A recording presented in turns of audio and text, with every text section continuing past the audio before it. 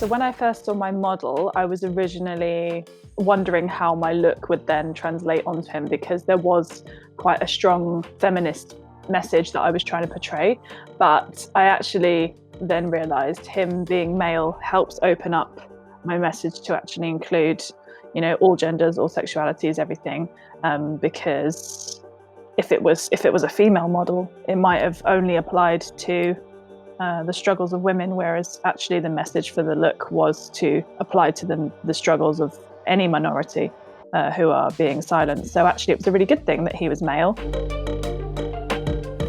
Right now I'm just leveling out and evening out the skin tone. I was just going over any kind of different pigmentation or any blemishes and just kind of evening out. That just helps me to have kind of a blank canvas, I guess. Here I'm just covering the ends of the model's brows.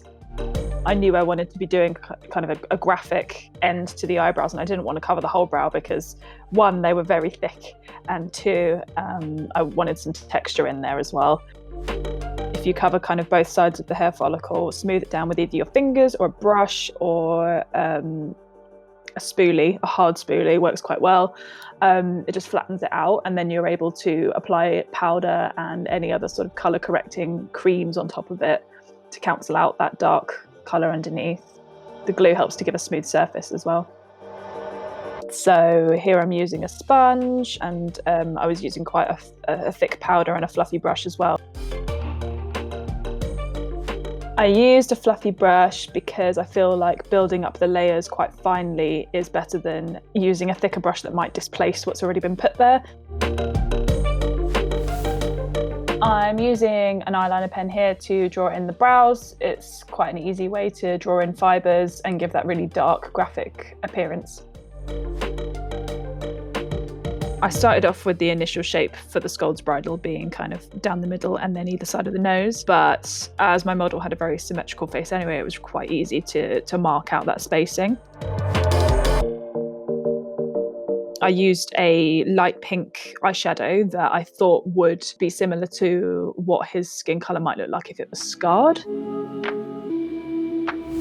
I used collodion to create the scarring down the centre and sides of the face with the Scold's Bridle shape. Collodion is actually very, very fumey, but we double tested on my model and he's okay with it. It's very fumey, so please be careful with it. If you're going to be placing it on any sensitive areas of the face, just make sure that your model's okay throughout and it's not sticking or reacting or anything. If you put a colour down beforehand, it might bleed into it and it might get rid of it, but as I used quite a light pink, it actually helped add to that look of scarring on his face. I used latex to cover the model's mouth. I stuck it down with spirit gum. Latex is just a really easy material to blend into the skin and to make look as flesh-like as possible. I then mixed a silicone A and B together and started applying it around the edges of the latex mask. I wanted it to look as if this was skin, as if it was fused to him, and I wanted to have a kind of raw look to it. So the Scold's Bridle was a medieval torture weapon, torture device that was placed on anybody who was outspoken, mostly women, to be honest. And it was shaped like a muzzle, I guess. And it was a headpiece, and then the center part went over the forehead and then went down either side of the nose and then ended in a sort of cage around the mouth with sharp bits in the mouth to stop the wearer from actually talking. I based my mask on this idea that women and any other sort of people in society who aren't necessarily the patriarchy are silenced, basically. And I felt like the Scold's Bridle was a really good contraption to tell that message, because whilst it's a medieval device, the thoughts and practices around it are still very much alive today. Here I'm adding in the pins. and basically gently placing them in the silicone that I've layered onto the model's face, and holding it there until it dries. It looks as if the pin's are obviously holding the mask to the face, and it's quite a harsh shape that's going on there.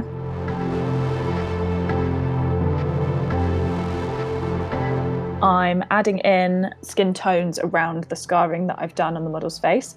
I'm just using eyeshadow actually, and a kind of soft fluffy brush. I just wanted to layer up the kind of pinks and oranges and anything that looked kind of sore or would maybe look like scarring. I actually thought that whilst I was really happy with the eyebrows and the mask shape over his mouth and then the kind of Scold's bridle markings, I wanted to maybe make it a bit more gender fluid, so it represented more than just a man or a woman. So I thought adding an eye look in there would actually maybe make it a little bit more androgynous, and yeah, just help to represent a wider spectrum of genders and people who are being silenced in the world. I actually ended up making the eye look quite sharp as well. I took the kind of liner down underneath to have a sharp edge. I wanted to match it with the brow and the shape of the mask so that everything kind of was mixed together and kind of looked really cohesive. I just scraped back the model's hair to add to this androgynous look and just kind of keep it off the face, so it's quite ambiguous as to what his hairstyle is actually like. The contour I'm adding there is just to really emphasise the model's natural features. I've obviously put a lot of unnatural ones on there already, so I wanted to just emphasise how strong his bone structure was, and just really bring that out. Again, I think it adds to the ambiguousness of the whole look. I was very, very happy with how this look turned out. Yeah, I was just so excited to see it in its final form. I felt like it really was a representation of what my style is, and so it felt quite personal, and it also had a driving message behind it that felt very important to me, and I feel that the sharpness and the viciousness, I guess, of the look actually helped get that across. It felt amazing when Val said she believed the look. I felt like I'd done my job. I felt like I got my message across. It is amazing. Thank you, ding dong. It's amazing. That's when you feel like you've done the right thing, is when someone else can relate to it and actually believe it and feel connected with it. I felt amazing. I felt like I'd done the right thing.